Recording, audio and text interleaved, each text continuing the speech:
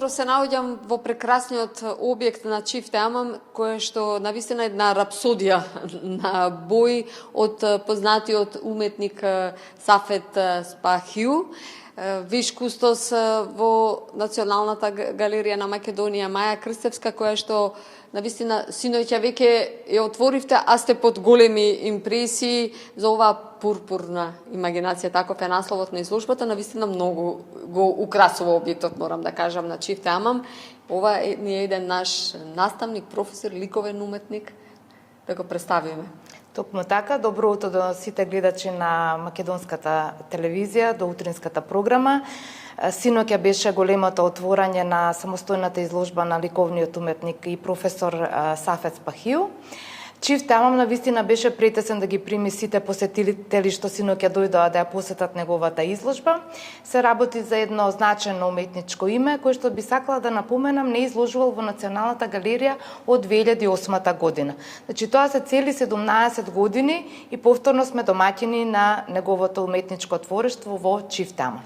Вистина, кога кажувам за неговите дела, кажав рапсодија на бои, меѓутоа интересна техника и секој има своја приказна. Токму така, тој изработува значи слики во комбинирана техника и она е интересно, освен изложбата што се вика пурпурна имагинација, значи акцент е даден на пурпурната боја, меѓутоа овде се работи за една техника каде тој до перфекционизам ја довел линијата, да кажам, меѓутоа 100% не ми е открита ената, иако сум кустос на изложбата и соработував изминативе месеци со него, не ми ја открил на најтананата линија, да кажам, што се појавува на неговите слики.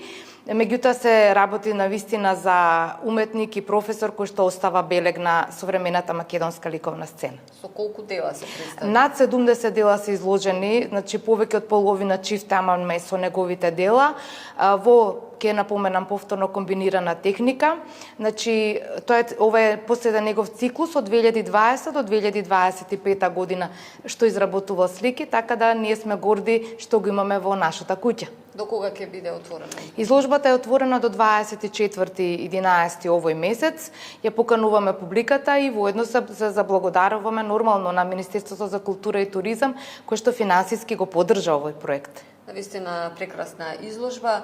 Навистина би сакала да го искористам вашето присуство покрај тоа што сте виш кустос во галеријата, можам слободно да кажам и еден програмски раководител, директор, каде што може ли да ни кажете или да ни ги најавите позначајните проекти, не мора да биде до крајот на годината, меѓутоа во периодов што следува. Така, секогаш Националната галерија навистина обилува со интересни настани, изложби, презентации и слично, така да до крајот на годината, пак ќе напоменам, ќе се представиме со една групна изложба која што один из нашите македонски центри, овој пат ќе биде во Република Хрватска во Загреб на 16 декември, групна изложба на 20 на македонски современи уметници, која што беше и во другите центри Софија, Истанбул и Белград. Сега ја заокружуваме оваа изложба, нашето представување во Загреб. Следи голема ретроспектива во Даут Пашиниот Амам на големото уметничко име Кирил Ефремов, на мој колега, така да очекуваме навистина да се случуваат значајни настани. За следната година веќе заврши конкурсот за пријавување на 2026. Тука ќе имаме интересни, да кажам, моменти, бидејќи престои соработка со Музеот на современа уметност во Белград. Значи во тек е соработка и подпишување на меморандум помеѓу Националната галерија и помеѓу Музеот на современа уметност во Белград, што чинам за прв пат ќе се случи помеѓу вака две носечки институции од областа на уметноста. Го завршуваме Венециското биенале, другата недела се затвараме, ние сме таму учесници на биеналето на архитектура, нашата куќа како представник на биеналето.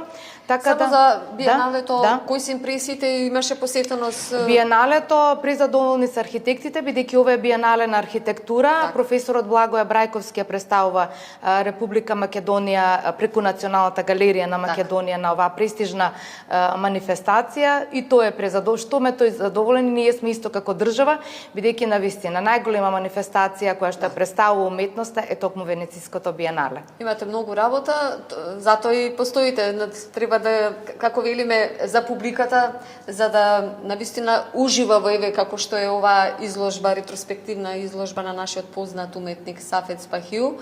Маја Крставска, едно прашање денеска, сите скоро соговорници некако се осврнувам, утре 13 ноември, родена Скопјанка, што ќе кажеш со една реченица за твојот роден град? Значи, нека ни е честит празникот на градот, како родена Скопјанка сум горда, што сум родена во овој преубав град и навистина би сакала да се продолжи сета онаа иницијатива која што одново сега се започнува, нели, со новиот градоначалник, да кажам, и новиот кабинет, и верувам дека ќе имаат интерес и ќе имаме соработка со градот.